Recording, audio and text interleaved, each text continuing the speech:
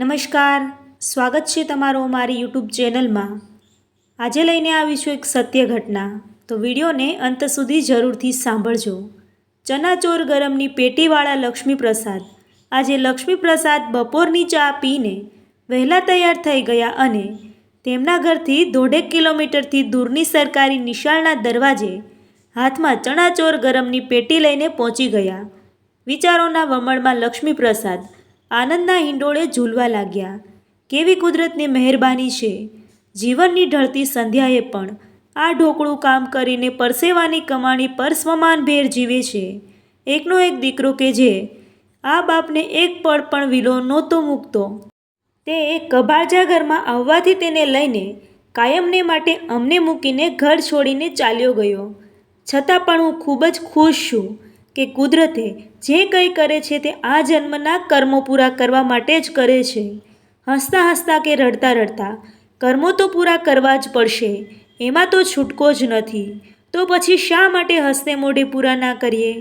લક્ષ્મીપ્રસાદના વિચારોના વમળમાં એકાએક વળાંક આવ્યો અને પોતે બાળપણમાં આવી જ એક સરકારી નિશાળમાં ભણતા હતા અને માસ્તરે શીખવેલા કોઈ પણ પરિસ્થિતિમાં હંમેશા ખુશ રહેવાનો જીવન મંત્ર આજે પણ તેને કામ લાગી રહ્યો છે। તેવા વિચારોના વહેણમાં લક્ષ્મીપ્રસાદ તણાવા લાગ્યા। નિશાળની રિસેસ પડવાનો બેલ સાંભળીને લક્ષ્મીપ્રસાદની વિચારધારા તૂટી। નાના નાના ભૂલકાઓ ચના ચાચા કરતા લક્ષ્મીપ્રસાદને વળગી પડ્યા। લક્ષ્મીપ્રસાદ મુખ પર મુક્ત હાસ્ય રેલાવતા બધાને પ્રેમથી ચનાચોર ગરમ આપવા લાગ્યા।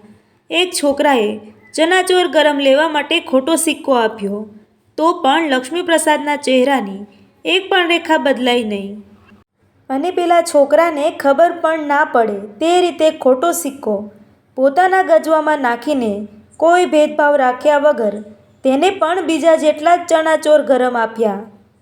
નિશાળની બારીમાંથી દેસાઈ સાહેબ આ તમાશો જોઈ રહ્યા હતા।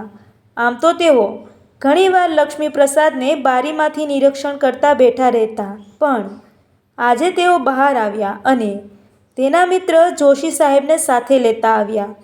લક્ષ્મીપ્રસાદની પાસે આવી બંને સાહેબોએ ચનાચોર ગરમ લીધા અને ખાતા ખાતા વાતોએ વળગ્યા।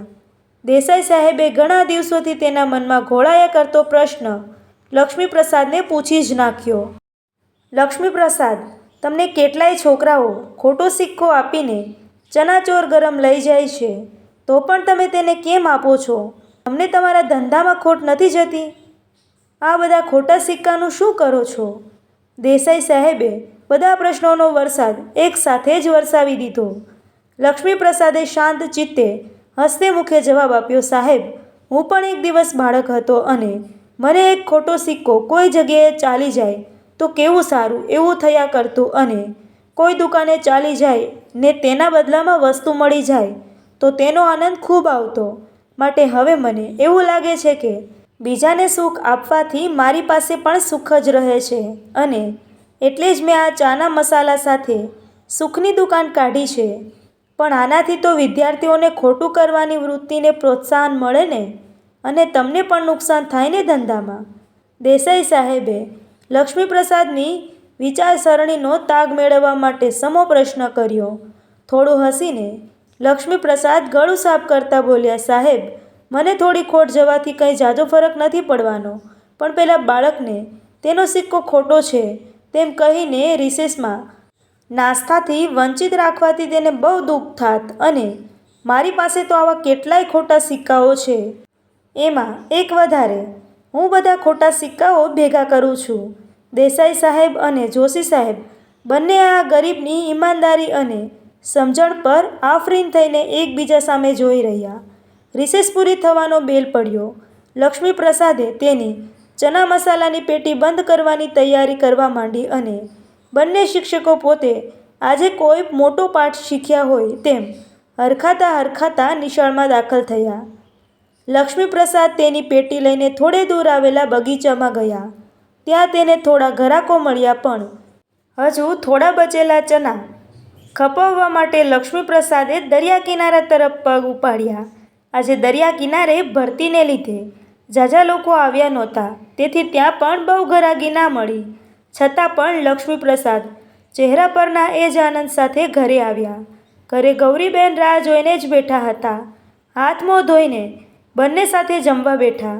જમી લીધા પછી લક્ષ્મીપ્રસાદે ગૌરીબેનને કાલે ચણા નહીં બનાવવાનું કહ્યું. ગૌરીબેને પ્રશ્નાર્થ નજરે લક્ષ્મીપ્રસાદ સામે જોઈને પૂછ્યું, કેમ કાલે ચણા વેચવા નહીં જવાનું? તબિયત તો સારી છે ને તમારી? લક્ષ્મીપ્રસાદે હસીને કહ્યું, ના હવે કાલથી નથી જવાનું. કંઈ સમજાય એવું બોલો ને, આમ ગોળ ગોળ કેમ કરો છો? મને તો કંઈ ખબર નથી પડતી. ગૌરીબેને થોડો રોષ વ્યક્ત કરતાં કહ્યું. લક્ષ્મીપ્રસાદ આરામ ખુરશીમાં લંબાવતા બોલ્યા, હવે આ જીવનની ઢળતી સંધ્યાનો સૂર્ય ડૂબી રહ્યો છે. ક્યારે અંધકાર છવાઈ જશે તે કહેવાય નહીં. ગૌરીબેનને કંઈ અમંગળ થવાનું હોય તેવા ભણકારા વાગવા માંડ્યા. તેની આંખમાં જળજળિયા આવી ગયા અને કહ્યું, આવું શું બોલો છો? તમને કંઈ થવાનું નથી. લક્ષ્મીપ્રસાદે માત્ર હાસ્યથી જ પ્રત્યુત્તર આપ્યો. રાત્રે લક્ષ્મીપ્રસાદ તો ઘસઘસાટ ઊંઘી ગયા, પણ ગૌરીબેનને મનમાં વિચારો ઘોળાયા કરતા હતા કે કોઈ દી નહીં ને આજે કિશોરના બાપુએ આવું કેમ કહ્યું? આટલા દુઃખના ડુંગરો ઘસી પડ્યા હતા તો પણ ક્ષમતા નહીં ગુમાવનાર અને હાસ્યને મુખ પરથી નહીં છોડનાર, આમ અચાનક જીવનની ઢળતી સંધ્યાનો સૂર્ય ડૂબી રહ્યાની વાતો કેમ કરવા માંડ્યા? મળસ્કે વિચારોને ખંખેરીને ગૌરીબેન પણ ગાઢ ઊંઘમાં સરી પડ્યા. સવારે ગૌરીબેન રોજ કરતાં થોડા મોડા ઉઠ્યા હતા. આજે ચણા શેકવાના ન હતા એટલે કામ ઓછું હતું. ચા બનાવીને ગૌરીબેન લક્ષ્મીપ્રસાદને ઉઠાડવા તેની પથારી પાસે ગયા.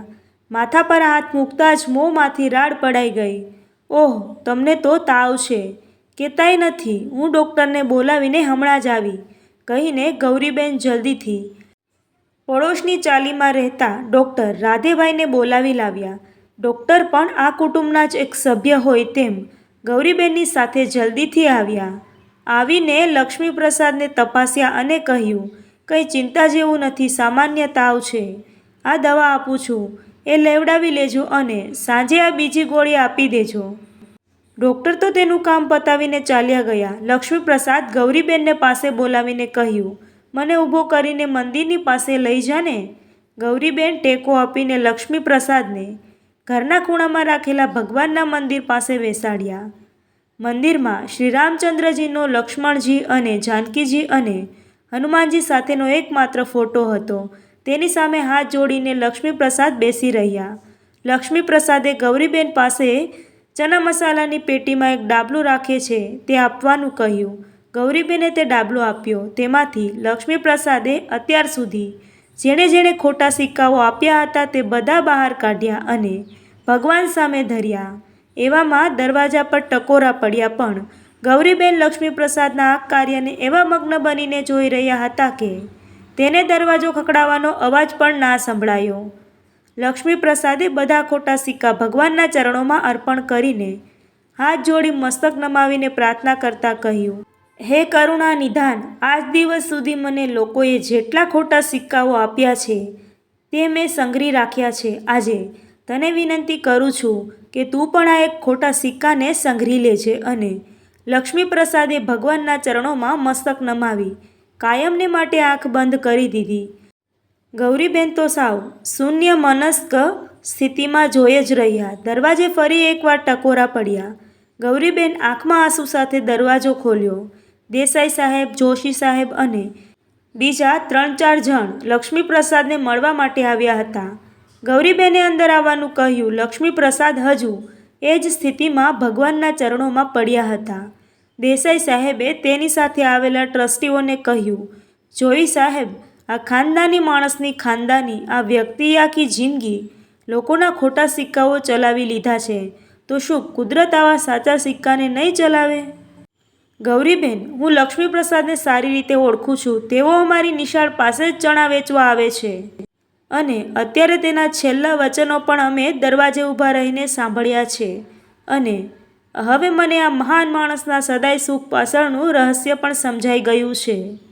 તેની સુખની દુકાન. બધાની આંખમાં હર્ષના આંસુ છલકાવી આવ્યા અને એક મહાન વ્યક્તિનું સમાધિ મરણ થયું તે બધાએ નજરે નિહાળ્યું. તેનો ગર્વ અનુભવવા લાગ્યા. મિત્રો, આવા જ હૃદયસ્પર્શી વિડીયો જોવા માટે અમારી ચેનલ સાથે બન્યા રહો. Thank you.